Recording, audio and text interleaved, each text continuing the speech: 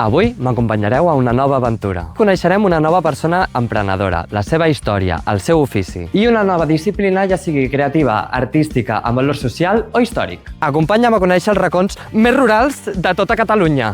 Jo sóc Maria Espatec i comença Catalans d'Abans. La creativitat en la moda no sempre comença amb una peça de roba. De vegades neix d'un petit objecte, d'una eina quotidiana, d'allò que normalment passa desapercebut, d'una cinta mètrica, un imperdible o materials de costura que han acompanyat generacions senceres. Eines de feina, de precisió, de paciència que formen part de la memòria col·lectiva i que parla d'un ofici i el valor de fer les coses a mà. Barrets, arracades, llums, corbatins, objectes i accessoris que expliquen una manera de crear i de mirar el món. Avui m'acompanyeu fins a Riudoms. Aquí coneixerem a la Sílvia, qui ha sapigut transformar aquests elements en llenguatge propi, demostrant que les coses més petites poden construir grans idees.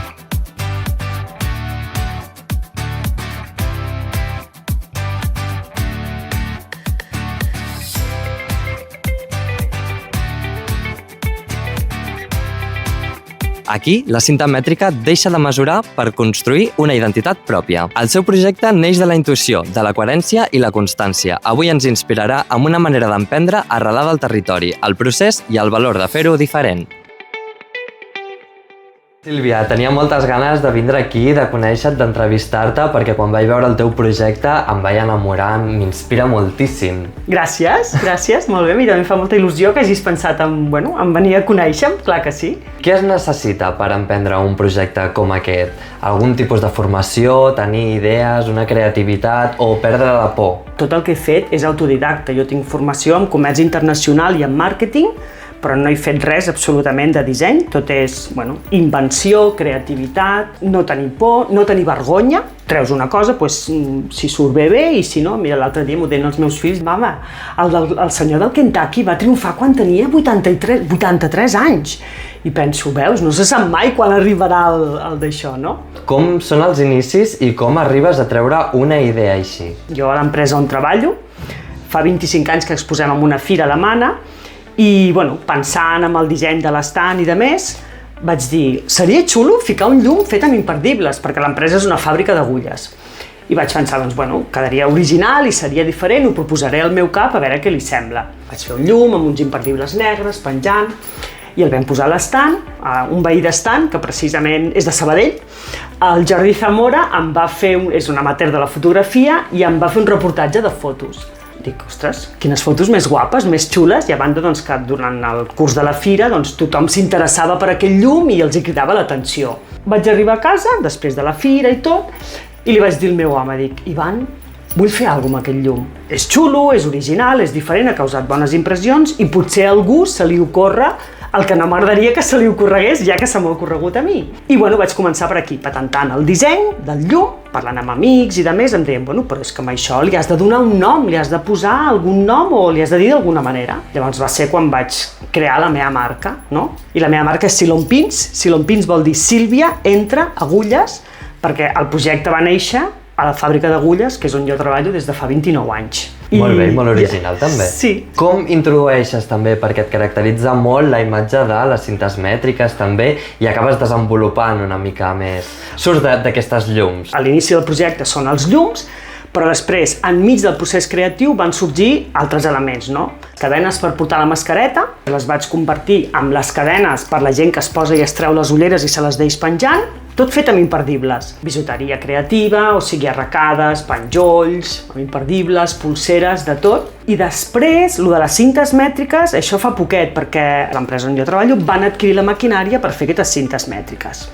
És això, tinc tanta passió i m'ho passo tan bé amb el que faig, que vaig començar a pensar coses per fer amb les cintes mètriques. I un dels primers elements que vaig fer, pulseres, anells, collarets, el producte estrella, l'anyar pel mòbil, O sigui, l'he venut moltíssim per portar el mòbil, és supercòmode i superoriginal. És veritat que tothom que em veu es pensa que soc modista, dic no, modista no ho soc. Com els típics elàstics, no? Els tirants de portar de tota la vida. Un disseny d'unes sandàlies fetes amb cintes mètriques. Arrel de tots aquests projectes, en quins esdeveniments, quines col·laboracions t'han sorgit? Vaig fer la meva primera exposició de llums al Museu de Vestits de Paper de Mollerussa. Vaig participar als Barcelona Hat Days, que és un event que fan única i exclusivament pel món del barret. Vaig portar un barret, tot amb un vel d'imperdibles, i va causar molt bona impressió, com si fos el mateix estil del llum, però amb un barret, no? Clar, canviant la bombeta pel cap d'algú. Sí. Amb un event que enguany ha sigut el segon any que he participat. És un festival que organitza l'estudi de dansa Isabel Cros, de Riudoms, que és en benefici de l'ELA, al mercat de Nadal, a la Fira de l'Avellana, al mes d'agost, i aleshores també, en col·laboració amb altres artesanes, hem muntat un grup que ens diem Art Boutique, i el formem 5 o 6 artesanes i vam començar muntant un petit màrquet a l'Hotel Termes de Montbrió. Quin valor afegit li dona poder treballar conjuntament amb elles? Doncs jo sóc un amant del Growing Together, créixer junts. Tots creixerem si ens ajudem els uns als altres, en tots els àmbits, en l'àmbit de feina, de l'amistat, de la família, i és això, cadascuna fa una cosa diferent. Molt bé, la unió de les artesanes al final fa la força, com diem. Sí. Però a part, la teva competència és molt de caire artístic també. I participes en algun tipus d'agrupació artística? Participo en un event que té lloc a Montbrió, el mes de setembre. És una mostra d'arts visuals, es diu Montbriart. A banda de que Montbriart és un espectacle, Montbrió es fica preciós, el veïnat es llença a decorar tots els carrers, ho deixen preciós, i cada vegada hi ha més qualitat d'expositors en aquest event. I bé, la veritat és que molt bé. Al final, emprendre un projecte com aquest et dona la sinergia de poder viure i compartir amb moltes persones experiències úniques que, si no haguessis emprès, potser no haguessis viscut. No, és que si al final et limites a fer cada dia el mateix, jo sempre dic, no? Si sempre fas el mateix, sempre obtindràs el mateix. M'agrada dedicar-me a fer el que a mi m'agrada i el que jo vulgui, sense que ningú em digui tira cap aquí o tira cap allà. La moda acostuma a ocupar espais en les grans ciutats i tu el desenvolupes a Riudoms, en un entorn rural. Em fa molta il·lusió dir que Silon Pins és un projecte nascut a Riudoms. És un poble que me l'estimo moltíssim i, com diria l'Antoni Gaudí, que també és de Riudoms, pel meu poble tot. Jo, en totes les propostes que em fan de Riudoms, miro de col·laborar-hi. I el poble en si també s'haurà enamorat del teu projecte. Sí, la veritat és que estic contenta de l'acollida que hi ha a Riudoms. A les fires la gent ve a veure'm i jo estic supercontenta de que s'acostin. Moltes vegades la gent diu «Ai, és que no haig de comprar res, no...» Però si és que jo només que em vinguis a veure i que em diguis que realment t'agrada o que em facis algun comentari, inclús de vegades em donen idees. Però sí, estic contenta de l'acollida que té el meu projecte a Riudoms. La veritat és que sí. Clar, a tots els pobles agrada tindre-hi un artista i que no marxi. Sí, suposo que sí. No, jo estic contenta i superorgullosa. I a més, allà on vaig, i ho poso moltes vegades, a l'etiqueta de producte poso Made in Riudoms, fet a Riudoms, dissenyat a Riudoms. Perquè sí, perquè m'agrada. És important remarcar-ho.